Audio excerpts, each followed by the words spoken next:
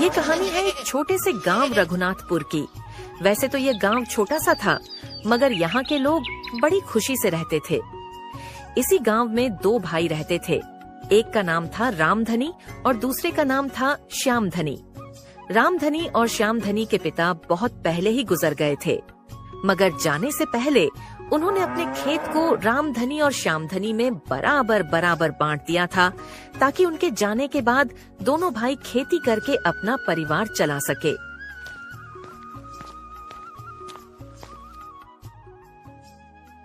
अरे वाह उर्मिला, सब्जी की खुशबू तो बड़ी लाजवाब आ रही है। जल्दी जल्दी से मेरे लिए खाना बना दो भाग्यवान। आज खेत में काम करते करते हालत खराब हो गया मेरा, और भूख तो इतनी जोरों की लगी है कि पूछो ही मत। हाँ, बनाई तो रही हूँ और हालत तो खराब होगा ही ना। आपके बाबूजी ने आपके साथ चालाकी जो कर दी, अब भुगतना तो पड़ेगा ही। तुम कैसी बातें करती हो उर्मिला? और क्या जरूरत है अभी इन सब चीजों के ऊपर चर्चा करने की? जो हो गया सो हो गया। बाबूजी ने कोई चालाकी नहीं की। आज उनकी ही वजह से मेरे पास जमीन है, जिस पर खेती करके मैं अपना और तुम्हारा पेट पाल रहा हूँ। मेरे ऊपर चिल्लाने से कुछ नहीं होगा। अगर बाबूजी ने चालाकी नहीं की तो बंटवारे में आपके भाई को उपजाऊ जमीन और आपको बंजर जमीन क्यों दे दी उन्होंने? हर साल आपको फसल उगाने में श्यामधनी भैया से ज्यादा मेहनत करना पड़ता है। ऊपर से वो कम खाद और कम लागत में ही हमसे ज्यादा फसल उगा लेते हैं। हम बड़ी मुश्किल से अपने उगाए हुए अनाज से घर चलाते हैं। वहीं पर श्यामधनी भैया का अनाज इतना उगता है कि वह बाजार में भी अनाज बेचकर पैसे कमा लेते हैं। देखो उर्मिला, मैं पहले से थका हुआ हूँ।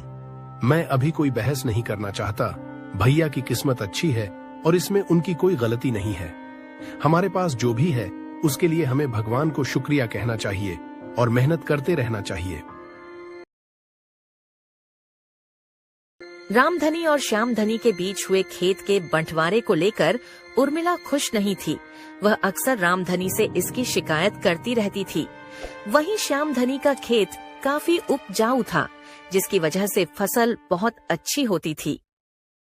हर साल की तरह इस साल भी हमारी फसल बहुत शानदार हुई है। एजी, सुनिए ना, इस बार फसल की बिक्री पर जब पैसे आएंगे तो मैं अपने लिए एक गुलाबी साड़ी खरीदूंगी। हाँ ठीक है भाग्यवान, खरीद लेना। और रही बात फसल की, भाई वो तो हमारी खेत ही ऐसी उपजाऊ है, मानो बीज की जगह पर मैं पैसे छिड़क दूं तो खेत में पैसे ही उगने लग जाएंगे। वो तो भला हो बाबूजी का, जिन्होंने बंटवारे में आपको उपजाऊ जमीन दे दी, और उनकी ही वजह से। एक मिनट सुनीता, शायद तुम भूल रही हो कि वह जमीन जो आज हमारी है, अगर बंटवारे के समय मैंने चालाकी नहीं की होती तो वह उपजाऊ जमीन का मालिक रामधनी होता और बंजर जमीन के मालिक हम होते। बाबूजी जानते थे कि रामधनी सीधा साधा और ईमानदार इंसान है। वह जानते थे कि रामधनी को ठगना बहुत आसान है, और इसीलिए उन्होंने उपजाऊ जमीन रामधनी को और बंजर जमीन मुझे दिया था। मगर मैंने भी कच्ची गोलियां नहीं खेली सुनीता। मैंने ऐसा खेल खेला और ऐसा बेवकूफ बनाया कि वह मूर्ख रामधनी ने अपना उपजाऊ जमीन मुझे दे दिया और मेरा बंजर जमीन खुद रख लिया। कभी कभी तरस आती है बेचारे पे, मगर वो मूर्ख है ही इसी लायक। मगर आपको नहीं लगता कि आपने ये गलत किया? देखो सुनीता, मेरे किस्मत में वह जमीन था और मुझे मिल गया। मैं सही या गलत में विश्वास नहीं करता। जिसके भाग्य में जो लिखा है वह उसे मिलेगा ही, और मेरे भाग्य में ऐश ही ऐश लिखा है सुनीता।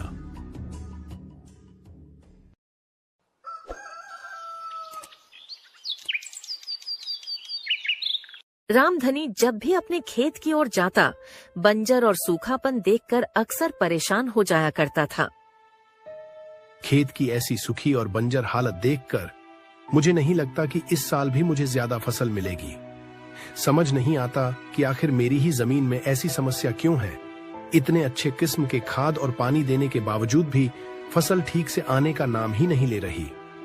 बाजार में बेचना तो दूर की बात है, लगता है इस साल भी बस अपने खाने लायक ही अनाज हो पाएगा। मैं खेत की तरफ गया था उर्मिला, मगर खेत की हालत देखकर मुझे लगता है हम इस बार भी अनाज बेच नहीं पाएंगे। ये हमारे लिए कोई नई बात नहीं है, हर साल तो यही होता आया है। खैर, आप मुंह हाथ धो लीजिए, मैं आपके लिए खाना लगाती हूँ। रुको उर्मिला, मुझे लगता है बाहर कोई है, मैं देख कर आता हूँ। आइए साधु महाराज, हमारे इस झोपड़ी में आपका स्वागत है। कहिए, मैं आपकी किस प्रकार से मदद कर सकता हूँ? मैंने सुबह से कुछ नहीं खाया, क्या तुम मुझे कुछ खिला सकते हो? बड़ी भूख लगी है। क्यों नहीं महाराज, आपको भोजन करवाना तो मेरे लिए बड़े भाग्य की बात है। कृपया आप मेरे साथ आइए। नहीं, मैं एक तपस्वी हूँ और इसीलिए मैं तुम्हारे घर के अंदर नहीं आ सकता। क्या तुम मुझे यहीं कुछ अनाज दे सकते हो? क्यों नहीं महाराज। इतना कहकर रामधनी साधु महाराज को अनाज का एक थैला दे देता है। रामधनी का यह बर्ताव और उसकी ईमानदारी देखकर साधु बहुत खुश हो जाता है। तुम बहुत नेक दिल इंसान हो बच्चे, मगर मैंने सुना है कि तुम्हारे पास एक खेत है जो बहुत बंजर है और उसमें फसल भी बड़ी मुश्किल से होती है। जी महाराज, आपने सही सुना है।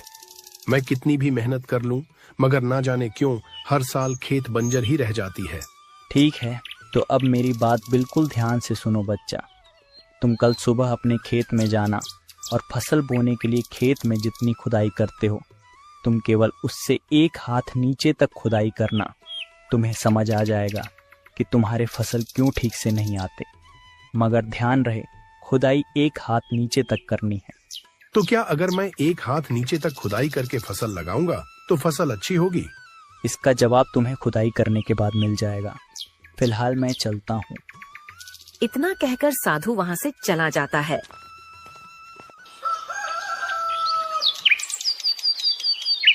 अगले दिन सुबह होते ही रामधनी फावड़ा लेकर खेत की तरफ निकल पड़ता है। साधु ने जैसा बोला था, रामधनी उसी प्रकार से खुदाई शुरू कर देता है।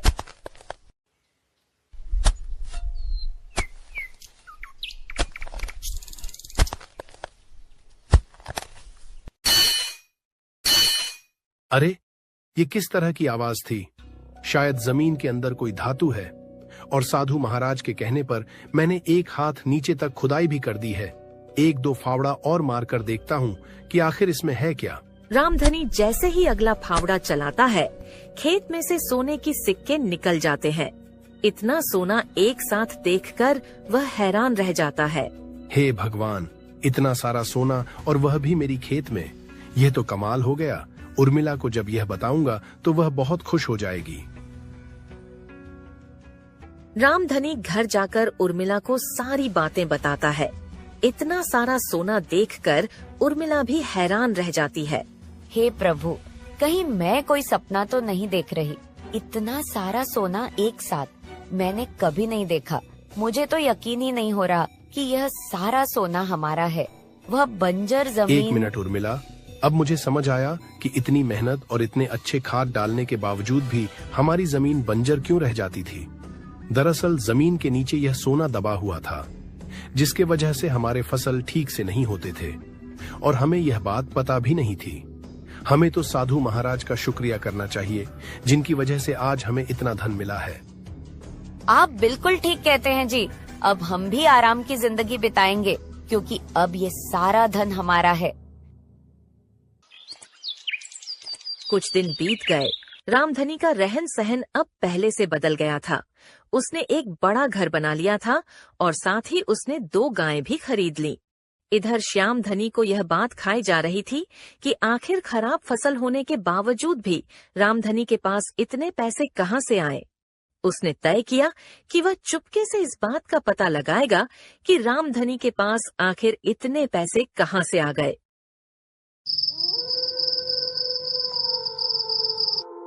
यकीन नहीं होता उर्मिला, एक समय था जब मुझे उस बंजर जमीन में फसल उगाने में खून पसीना एक करना पड़ जाता था, और एक आज का समय है उसी बंजर जमीन की वजह से आज हमारे पास सारी सुख सुविधाएं हैं।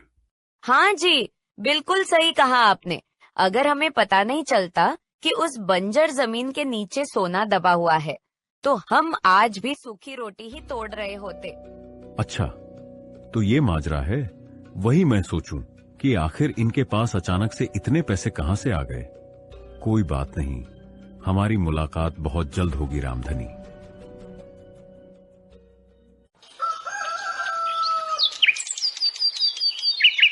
श्यामधनी को अब समझ आ गया था कि रामधनी को जमीन के नीचे से सोना मिला है। उसने यह सारी बातें अपनी पत्नी सुनीता को बता दी।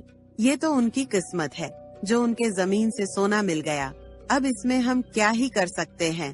सुनीता, लगता है तुम भूल गई हो कि बंटवारे में वह बंजर जमीन मुझे मिली थी और उपजाऊ जमीन रामधनी के हिस्से में गई थी, और इस हिसाब से उस बंजर जमीन से निकला हुआ सोना भी मेरा है और मैं अपना हक लेकर रहूंगा। श्यामधनी अपना हिस्सा मांगने रामधनी के घर जाता है। और बताओ रामधनी, कैसे हो? खेत वाली जमीन के नीचे मिले सोने से घर बनवा लिया, गाय खरीद ली और मुझे बताया भी नहीं। मैं तो बस आपको बताने ही वाला था भैया, मगर ये अगर मगर मत करो रामधनी। मुझे पता है तुम मुझसे यह रात छिपाना चाहते थे, मगर अब मैं सब कुछ जान गया हूं। तो अब सीधा मुद्दे की बात पर आते हैं। ये बात तू भी जानता है कि बंटवारे में बंजर जमीन मुझे मिली थी और उपजाऊ जमीन तुझे, और इस हिसाब से उस सोने पर मेरा अधिकार है, तेरा नहीं। मानता हूँ वो जमीन आपकी थी, पर आपने पहले तो कभी उस जमीन पर अपना हक नहीं जताया, फिर आज क्यों जता रहे हैं? मेरा हक है इसलिए जता रहा हूं, और मैं यहां तुमसे लड़ने नहीं आया। बस मुझे वह सोना दे दो जो तुमने खुदाई करके उस जमीन से निकाली है। श्यामधनी बहुत कोशिश करता है, पर रामधनी से सोना लेने में असमर्थ रह जाता है। रामधनी ने सोना देने से मना कर दिया।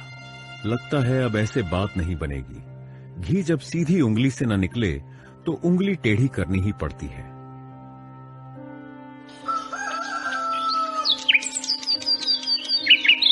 अगले दिन जब घर में कोई भी नहीं था, श्यामधनी चुपके से रामधनी के घर से सोने की बोरी चुरा लेता है। रामधनी को जब पता चलता है कि उसके घर से सोने की बोरी चोरी हो गई है, उसे ये समझते देर नहीं लगती कि इन सब के पीछे श्यामधनी का ही हाथ है।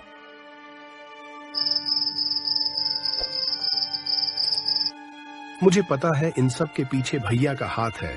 वह ऐसी हरकत करेंगे, मैंने सपने में भी नहीं सोचा था। तो अब हम क्या करेंगे जी? तुम चिंता मत करो उर्मिला, मैं सुबह होते ही मुखिया जी को बुलाऊंगा और उनसे इसकी शिकायत करूंगा।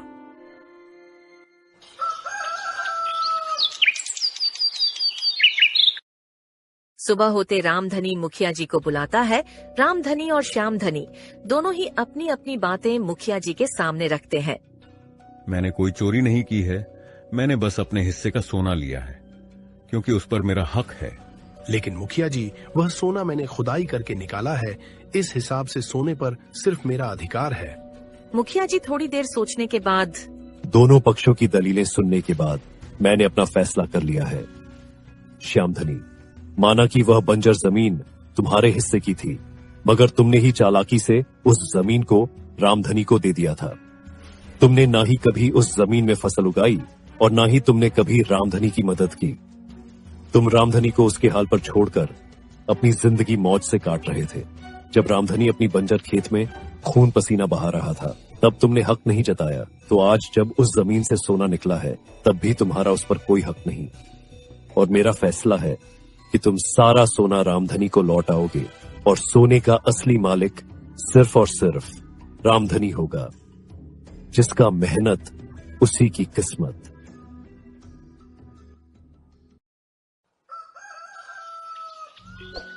मुखिया जी के फैसले के बाद श्यामधनी सारा सोना रामधनी को लौटा देता है। गांव में जिन किसानों के खेत बंजर थे, रामधनी अपने पैसों से उन सभी किसानों की मदद करता है।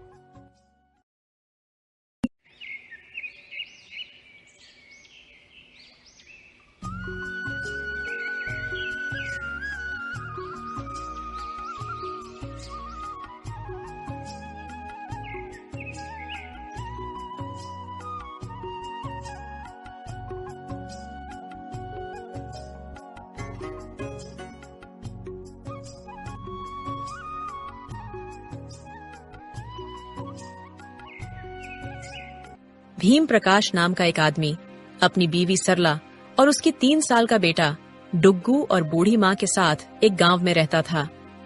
गांव का नाम रामगढ़ था। वहां के लोग अपना गुजारा खेती बाड़ी करके किया करते थे।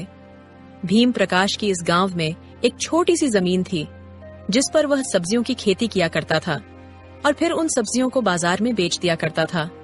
इस बार भीम ने आलू की फसल लगाई थी।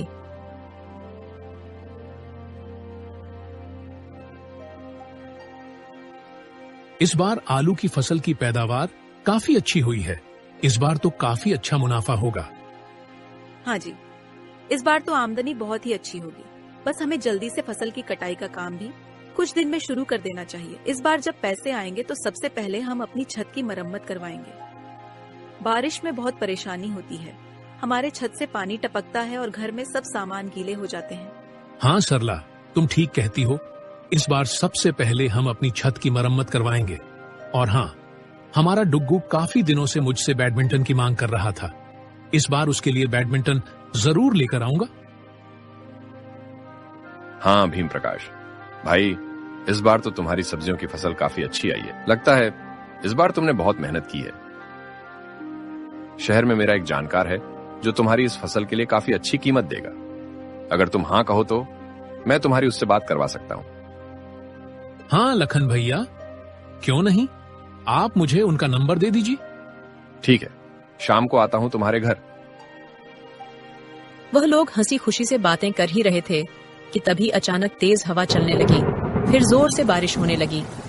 सभी किसान अपनी फसल खेत में ही छोड़कर वहां से निकल जाते हैं। वह सोचते हैं कि थोड़ी ही देर में बारिश चली जाएगी तो दोबारा अपने काम में लग जाएंगे।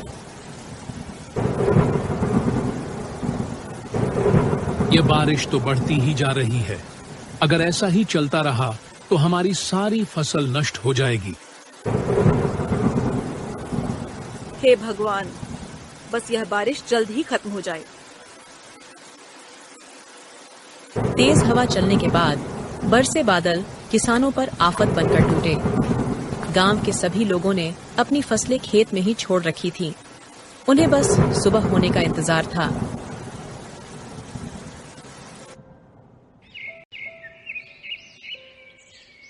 सुबह होते ही जब किसान खेत पहुंचे तो वहां का नजारा देखकर लोग दंग रह गए। वर्षा के कारण सभी गांव वाले किसानों की फसलें बर्बाद हो गई थीं।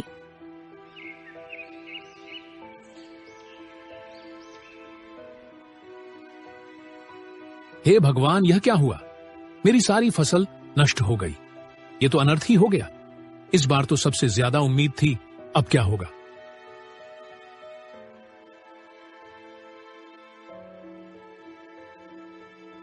मेरी सारी फसल बर्बाद हो गई। अब हम क्या करेंगे? ये देखो, पूरे खेत में पानी भर गया है। सारी फसलें डूब गई।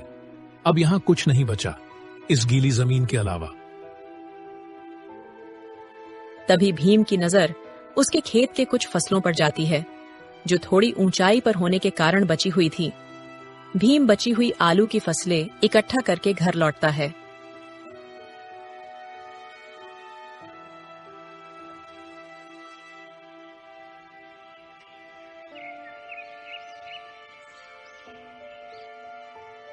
बची हुई फसल इकट्ठे करने के बाद बस एक टोकरी आलू ही निकल पाए। हमारी सारी फसल बर्बाद हो गई है। इतनी मेहनत से उगाई थी, पर इस बारिश ने सब खत्म कर दिया। बस कुछ ही आलू बचे हैं। उनसे तो एक हफ्ते का गुजारा भी मुश्किल है। अब हम क्या करेंगे?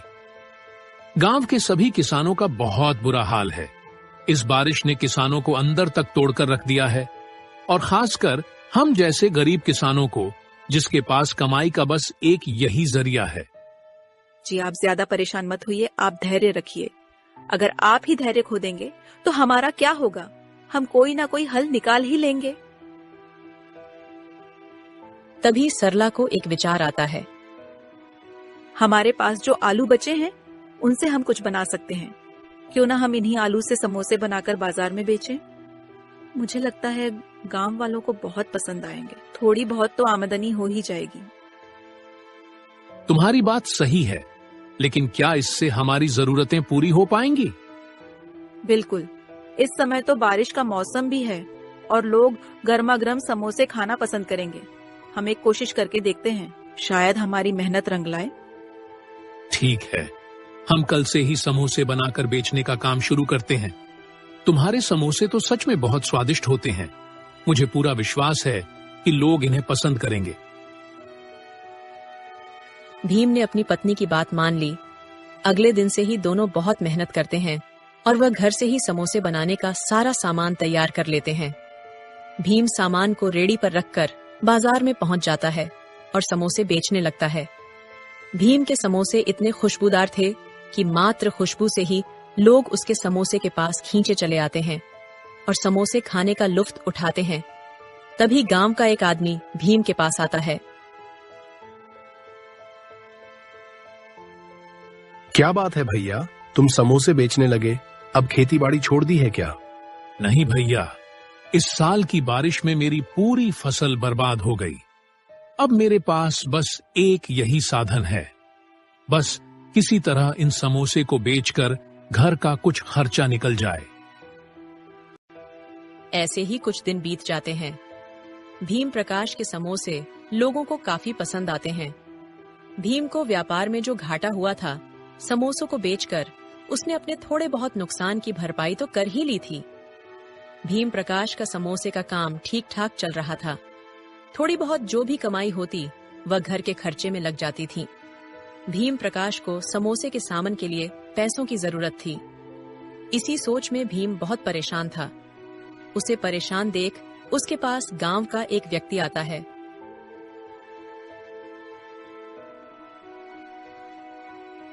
क्या बात है भीम प्रकाश, बहुत परेशान दिख रहे हो। क्या बताऊं चंदन भैया, बाढ़ की वजह से बहुत नुकसान हुआ। किसी तरह समोसे का काम शुरू किया तो अब समोसे के सामान के लिए पैसे नहीं है। समझ नहीं आ रहा पैसों का कैसे बंदोबस्त करूं। अरे भैया, मेरी सलाह मानो तो जो सेठ हरीलाल है ना, उससे पैसे उधार ले लो और जब तुम्हारा काम अच्छा चल जाए तो वापस कर देना। भीम प्रकाश चंदन की बातचीत से सहमत हो गया और वह सेठ हरीलाल के पास पहुंच जाता है।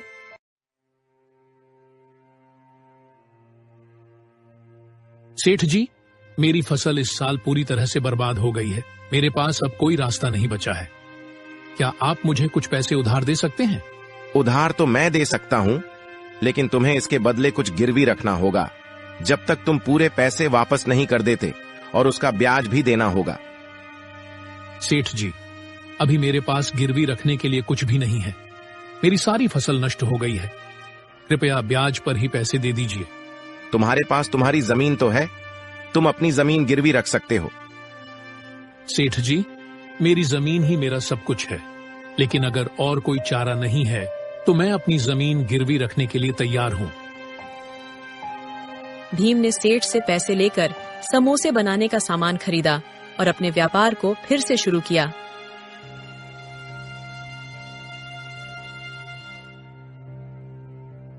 सरला, मैंने सेठ हरिलाल से पैसे उधार लिए हैं, लेकिन इसके लिए मुझे अपनी जमीन गिरवी रखनी पड़ी। क्या तुमने जमीन गिरवी रख दी? तुम्हें पता है ना सेठ कितना चालाक और लालची है। अगर हम 1 महीने में उसका ब्याज नहीं चुका पाए तो वो हमारी जमीन हड़प लेगा। मुझे पता है सरला, पर मेरे पास और कोई चारा नहीं था।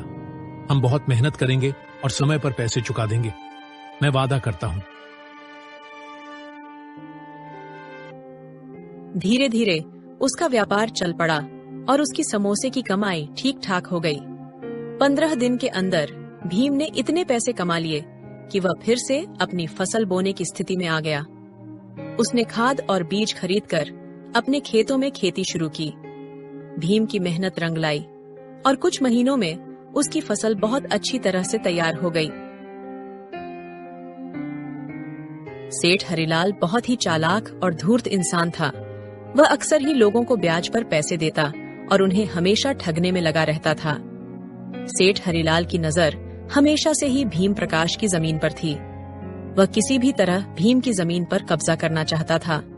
उसने एक रात अपने आदमियों को भेजकर रामू के खेतों में गायें छोड़ दी ताकि वे उसकी फसल को बर्बाद कर सकें। भीम जब रात में खेतों की देखभाल करने गया तो उसने देखा कि उसकी फसल बर्बाद हो रही है। अपने खेतों से गायों को हटाना शुरू किया। गाय भी की ज्यादा फसल बर्बाद नहीं कर पाई थी, क्योंकि समय रहते ही भी ने उन्हें वहां से हटा दिया था। गायों का शोर सुनकर सरला भी वहां तुरंत पहुंच जाती है। और खेतों की ऐसी हालत देखकर वह कहती है, देखो, हमारी फसल बर्बाद हो गई। मुझे लगता है कि यह किसी दुश्मन का काम है। ये जरूर सेठ हरिलाल का ही काम होगा।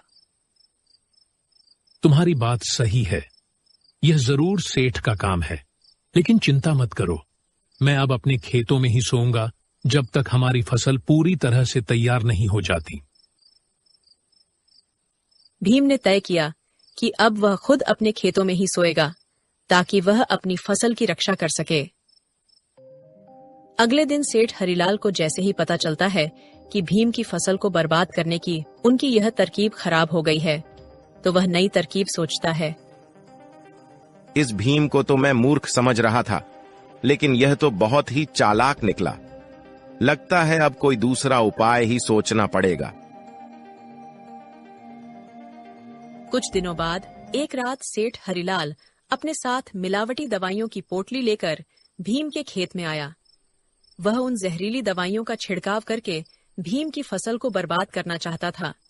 जैसे ही हरिलाल उन जहरीली दवाइयों का फसलों पर छिड़काव करने जाता है, सरला उसे देख लेती है। सरला पहले से ही ताक में थी। उसको यह शंका थी कि जरूर हरिलाल दोबारा उनके फसलें बर्बाद करने आएगा, इसलिए वह पहले से ही हरिलाल पर नजर रखे हुए थी। यह सेठ हरिलाल सुधरने वाला नहीं है। ये फिर से आ गया। लगता है इसको सबक सिखाना ही पड़ेगा। अभी बताती हूँ इसको। सरला हरिलाल को पीछे से एक जोरदार डंडा मारती है। डंडा पड़ते ही हरिलाल तुरंत जमीन पर गिर जाता है। सरला ने शोर मचाया और गांव वालों को बुला लिया और हरिलाल के मकसद के बारे में बताया। देखो गांव वालों, सेठ हरिलाल हमारी फसल को बर्बाद करने की कोशिश कर रहा था। ये हमारी फसलों में जहरीली दवाइयां मिलाने आया था, जिससे कि हमारी फसल खराब हो जाती और हम इस हरिलाल का ब्याज नहीं दे पाते, और ब्याज ना देने के कारण यह हमारी जमीन को जब्त कर लेता। गांव वालों ने देखा कि हरिलाल के हाथ में सच में एक जहरीली दवाई की पोटली थी, जिससे वह भीम प्रकाश के फसलों को बर्बाद करना चाहता था। सेठ हरिलाल, तुम्हारी हिम्मत कैसे हुई भीम की मेहनत की फसल को बर्बाद करने की? तुम्हें शर्म आनी चाहिए। सेठ, तुम हमेशा से ही लोगों का फायदा उठाने की कोशिश करते हो, लेकिन आज तुम्हारी असलियत सबके सामने आ गई है। हरिलाल, हमने तुम्हें हमेशा सम्मान दिया है, लेकिन तुमने हमारे भरोसे का गलत फायदा उठाया। हम सब जानते हैं कि भीम कितना मेहनती है। तुम जैसे लालची आदमी को गांव में रहने का हक नहीं है। मैं माफी चाहता हूं गांव वालों, मैंने लालच में आकर बहुत बड़ी गलती की। भीम प्रकाश, मुझे माफ कर दो। मैं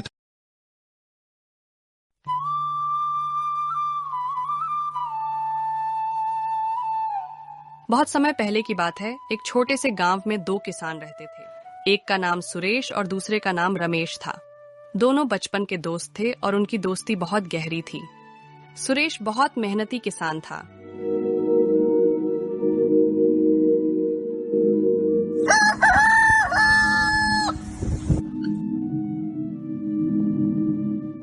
वह हर दिन सूरज उगने से पहले अपने खेतों पर पहुंच जाता और पूरी लगन से खेतों की देखभाल करता। दूसरी ओर रमेश बहुत आलसी था।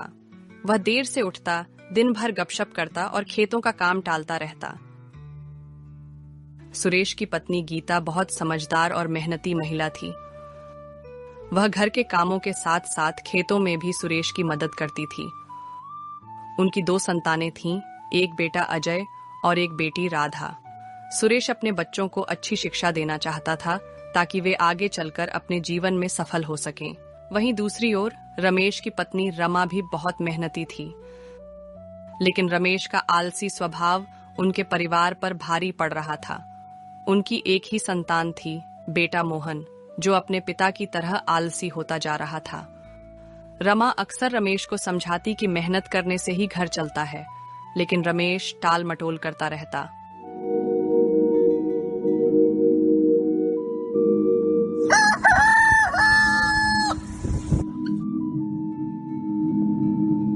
एक दिन सुबह सुबह सुरेश अपनी पत्नी गीता से कहता है, गीता, मैं खेतों पर जा रहा हूं, तुम मेरा खाना बांध दो। आज खेतों पर ज्यादा काम करना है। अजी, मैंने आपका खाना पहले ही बांध दिया है, यह लीजिए। लेकिन आप खाना समय पर जरूर खा लीजिएगा। सुरेश ने मुस्कुराते हुए कहा। ठीक है, तुम बच्चों को स्कूल छोड़ आना। उधर रमेश अब तक सो रहा था। उसकी पत्नी रमा ने उसे झकझोर कर उठाया। अजी, सूरज सिर पर चढ़ आया है और आप अभी तक सो रहे हैं। खेतों पर जाना नहीं है क्या?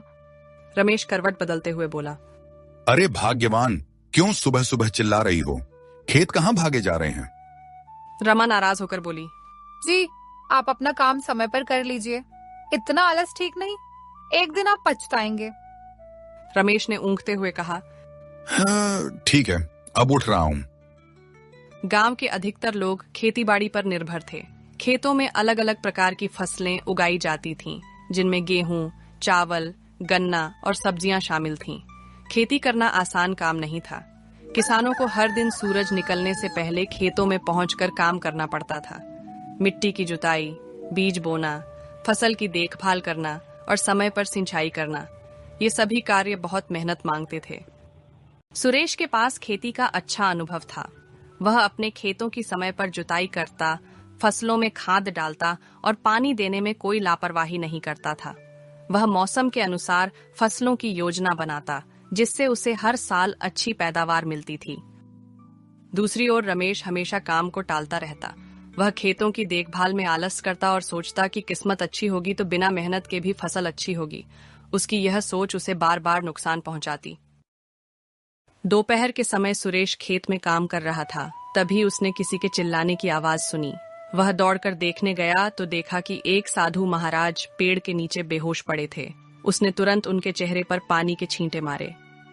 थोड़ी देर बाद साधु बाबा को होश आया। बेटा, मैं बहुत दिनों से भूखा और प्यासा हूँ, इसलिए गिर पड़ा। सुरेश ने तुरंत अपना टिफिन खोलकर कहा। बाबा, आज मेरे पास ज्यादा कुछ नहीं है, लेकिन मेरी पत्नी ने रोटी और चटनी बनाई है, कृपया इसे ग्रहण कीजिए। तभी रमेश भी वहां आ पहुंचा। उसने साधु को प्रणाम किया और बोला। बाबा, मैं भी खाना लाया हूँ। मेरी पत्नी बहुत स्वादिष्ट खाना बनाती है, थोड़ा खाकर देखिए। साधु महाराज मुस्कुराए और बोले। तुम दोनों बहुत दयालु हो, भगवान तुम्हारा कल्याण करें। मेहनती किसान हमेशा सफल होते हैं, लेकिन मैं तुम्हें कुछ विशेष देना चाहता हूँ। इतना कहकर साधु ने अपनी झोली से कुछ छोटे छोटे बीज निकाले और दोनों को दी। सुरेश और रमेश ने जिज्ञासा से पूछा। बाबा, ये किस फसल के बीज हैं? ये कोई साधारण बीज नहीं है, ये जादुई बीज है। इन्हें अपने खेत में बोना और इनकी अच्छे से देखभाल करना। ये तुम्हें वही देंगे जो तुम पाना चाहते हो। सुरेश ने श्रद्धा से कहा। बाबा, मैं इन बीजों की बहुत अच्छे से देखभाल करूंगा और रोज पानी दूंगा। रमेश ने सोचा, अगर ये जादुई बीज हैं, तो इन्हें ज्यादा मेहनत की जरूरत नहीं होगी। ये खुद ही उग जाएंगे और फल देंगे।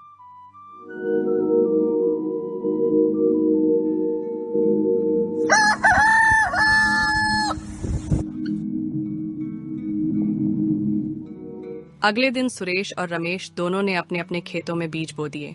सुरेश रोज सुबह जल्दी उठकर अपने खेत जाता, बीजों को पानी देता, मिट्टी ठीक करता और घास हटाता। दूसरी ओर रमेश आलस करता रहा। उसने सोचा कि बीज तो जादुई हैं, वे खुद ही उग जाएंगे।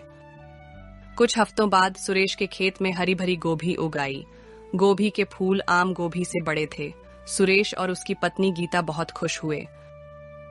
जब वे फूल तोड़ने लगे तो उन्होंने देखा कि जहां से गोभी तोड़ी थी वहां फिर से नई गोभी उग आई। यह देखकर वे आश्चर्यचकित रह गए। दूसरी ओर रमेश के खेत में छोटे छोटे पौधे थे, लेकिन उनमें कोई फल नहीं आए थे। वह चिंतित होकर अपने खेत को देखने गया। जब उसने देखा कि सुरेश के खेत में लहलहाती फसल है तो वह जलन से भर उठा। यार, तुम्हारी फसल इतनी सुंदर कैसे हुई? लगता है साधु महाराज ने मुझे नकली बीज दिए थे और तुम्हें जादुई। सुरेश ने समझाया। साधु महाराज ने कहा था कि मेहनत और प्यार से देखभाल करनी होगी। मैंने हर दिन मेहनत की, इसलिए मेरी फसल इतनी अच्छी हुई। लेकिन तुम्हें कभी खेतों में मेहनत करते हुए नहीं देखा, इसलिए तुम्हारी फसल अच्छी नहीं आई। अब रमेश को समझ आ गया कि मेहनत का कोई विकल्प नहीं है। उसने अगले साल से खेत में मेहनत करने का निश्चय किया। धीरे धीरे उसने अपने आलस्य को त्याग दिया और मेहनती बन गया। सालों बाद रमेश के खेत भी सुरेश की तरह लहलहाने लगे।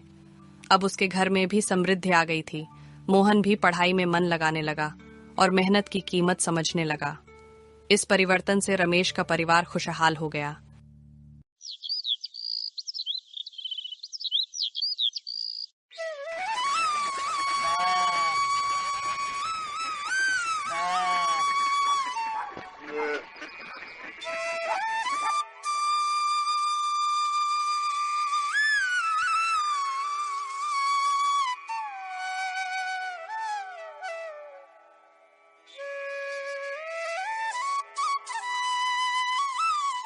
गांव की सुबह हमेशा की तरह शांत थी। सूरज की पहली किरणें खेतों में चमक रही थीं। किसान रमेश, जो बेहद मेहनती और दृढ़ संकल्प वाला व्यक्ति था, अपनी पत्नी गीता, बूढ़ी माँ सरस्वती और छोटी बेटी मीना के साथ एक छोटे से घर में रहता था। वह एक ईमानदार और मेहनती इंसान था, जो कभी भी किसी से मदद नहीं मांगता था।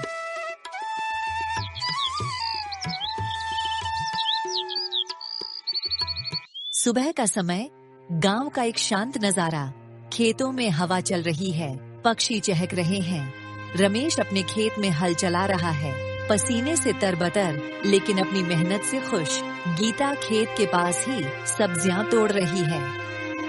भाग्यवान, तुम देखो कि सब्जियां सही से बढ़ रही हैं या नहीं। मुझे अभी जमीन को और जोतना है। हाँ जी, मैं देखती हूँ, लेकिन पानी की बहुत कमी है। कुआं तो पूरा सूख चुका है। मुझे फिर से रघु ठाकुर के कुएं से पानी लाना पड़ेगा। हर बार दूसरों के कुएं से पानी लाने में कितनी परेशानी होती होगी। क्या करें, जब तक पानी नहीं मिलेगा हमारी फसलें कैसे बचेंगी। गीता टोकरी उठाती है और पानी लाने के लिए निकलती है। रघु ठाकुर का कुआं गांव का सबसे बड़ा कुआं था। कई औरतें वहां पानी भर रही थीं। गीता धीरे धीरे कुएं के पास आई और बाल्टी डालने लगी। तभी रघु ठाकुर वहां आ गया। अरे ओ गीता, कितनी बार मना किया है कि हमारे कुएं से पानी मत भर। जाओ, कहीं और जाओ। ठाकुर साहब, हमारा कुआं तो सूख चुका है, थोड़ा सा पानी दे दीजिए, भगवान आपका भला करेगा। हमारा पानी हम अपने खेतों के लिए रखते हैं, मुफ्त में देने के लिए नहीं। भागो यहाँ से। गीता दुखी होकर घर लौटती है। उसकी आंखों में आंसू होते हैं। घर पहुंचकर वह मां सरस्वती के पास बैठ जाती है और रोने लगती है। शाम का समय, रमेश घर आता है और देखता है कि गीता रो रही है। मीना पास में बैठी अपनी मां को देख रही है। अब और नहीं, मैं अपना सूखा हुआ कुआं खुद खोदूंगा। जब तक पानी नहीं निकालूंगा, चैन से नहीं बैठूंगा। बेटा, मेहनत कभी बेकार नहीं जाती, भगवान तेरा साथ देगा।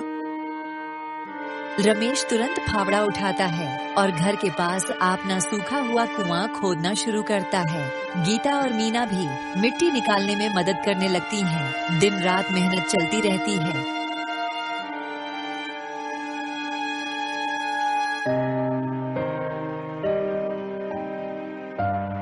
हफ्तों बीत जाते हैं। गांव वाले हंसते हैं कि एक अकेला आदमी कुआं कैसे खोद सकता है, लेकिन रमेश बिना रुके मेहनत करता रहता है। उसकी हथेलियां छिल जाती हैं, शरीर थक जाता है, लेकिन उसका हौसला बरकरार रहता है। रमेश, कुएं खोदने का काम अकेले करेगा? पानी निकालना इतना आसान नहीं। जब मेहनत सच्ची हो तो सब कुछ संभव है। मैं अपना पानी खुद निकालूंगा। रात में भी वह मिट्टी निकालता रहता है। गीता और मीना भी मदद करती हैं। उनकी आंखों में एक सपना होता है, अपने कुएं से पानी निकालने का। एक दिन अचानक मिट्टी हटाते हुए रामलाल को नमी महसूस होती है। वह जोश में और तेजी से खुदाई करता है। अचानक मिट्टी के नीचे से पानी की बूंदें निकलने लगती हैं। पानी, हमारा अपना पानी आ गया। देखो माँ, देखो गीता, देखो मीना। गीता खुशी से दौड़ती हुई आती है और हाथ में पानी लेती है। मीना उछलने लगती है। माँ सरस्वती हाथ जोड़कर भगवान का धन्यवाद करती हैं। बेटा, तुम्हारी मेहनत रंग लाई, भगवान तुझे खूब बरकत दे। गांव वाले भी इकट्ठा हो जाते हैं। कुछ लोग सराहना करते हैं, कुछ लोग चकित रह जाते हैं। रघु ठाकुर भी देखता है और शर्मिंदा होता है। देखो भाइयों, मेहनत और लगन से कुछ भी हासिल किया जा सकता है। ये कुआं सिर्फ रमेश का नहीं, हम सबका प्रेरणा है। रमेश का चेहरा संतोष से चमक उठता है। अब उसके घर में पानी की कभी कमी नहीं होगी। रमेश, मुझे माफ कर दो, मैंने तुम्हारी तकलीफ नहीं समझी। अब से मेरे कुएं का पानी पूरे गांव के लिए खुला रहेगा। रमेश मुस्कुराता है और कहता है, हमारा पानी सबके लिए है। मेहनत से जो पाया जाता है वह दूसरों के साथ बांटने में ही असली खुशी होती है। यह कहानी हमें सिखाती है कि मेहनत का कोई विकल्प नहीं होता। जब इंसान ठान लेता है तो वह अपने हौसले और परिश्रम से बड़ी मुश्किल को हरा सकता है। सच्ची मेहनत कभी व्यर्थ नहीं जाती और वह केवल व्यक्ति के जीवन को ही नहीं बल्कि पूरे समाज को भी बदल सकती है।